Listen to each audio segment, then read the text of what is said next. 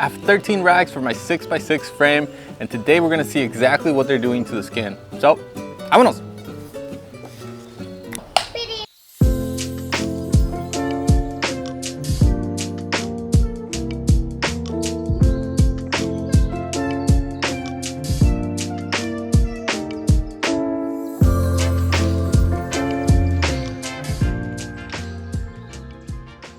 As you guys can tell, the silk seems to hold the quality of the light, which is our sun. It seems to be keeping those hard shadows. You can literally trace a line through those shadows. It's very defined shadows and it still feels like hard light. Whereas the highlight seems to soften it a little bit, keeps a lot of the highlights as you can see in the nose, and still you can tell where the shadows meet the highlights. But quarter silence seems to just milk everything, even at 1/4, which is very surprising. It keeps the exposure higher, but it's a much softer feel.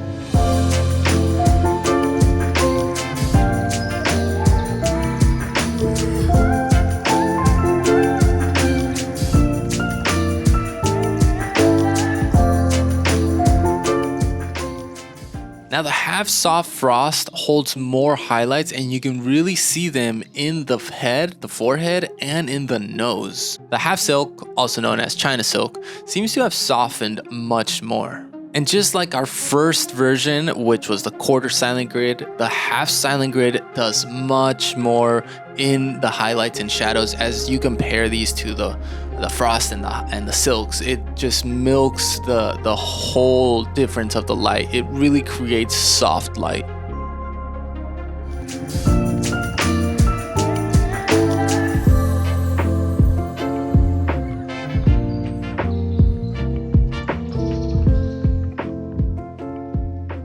Hard to tell once we get to the full stops, but the poly seems to be having a little bit more highlights than the other ones. Now the soft frost seems to have a little bit more shadows than the silent grid, which, you know, it makes sense because the silent grid and all of these just milked, just creamed the light, just super soft light coming out of there. Now in this version, I included the magic cloth because I figured, you know, this is intended for diffuse light. And as you can tell, this is the most soft diffuse light that we got. I even had to raise my exposure a bit. I had to switch my ND a little bit.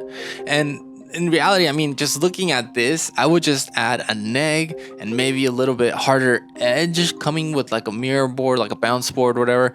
This would be the perfect image ready to go. So magic cloth for the win when you're okay bumping up your exposure. As you can tell, the trees got a little bit brighter, but you know, that's something you would look into once you're on set. As you can see on our test with our unbleached muslin, I hope I'm pronouncing it correctly, it's our boy Deacons, that's what he uses, right? But I actually used it to diffuse the sun. I've seen some people do that.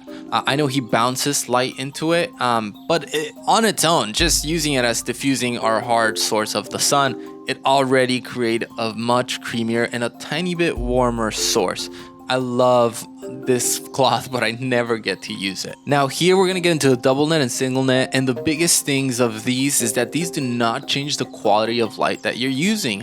What it does is just slows down the light a little bit, so your light won't be as bright. Of course, we can't turn down the sun other than throwing cloths over to diffuse it, and that's kind of what the nets do. They slow the power, the intensity of our sun. Whenever you're shooting exterior, you're always going to pull out an ultra bounce. It's the easiest, the biggest white bounce you can get into your source.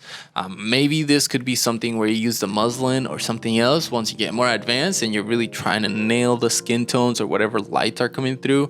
Lewis Potts just made a video about a new rag about this. Check it out. You always have to find your light. So you're constantly going to be moving and readjusting everything that's on set because the sun is going to keep going right about every 30 minutes to an hour. You have to be checking what's going on. Use your phone to reflect the sun and see what angle the sun is hitting your subject.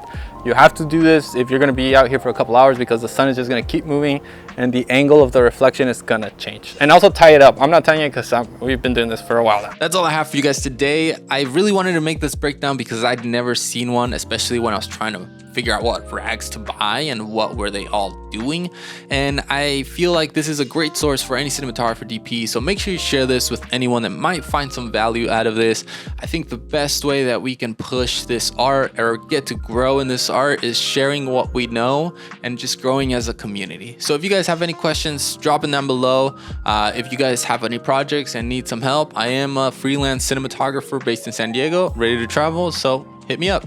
I'll see you guys on the next video. Take marker. What take was it? I don't know. This was a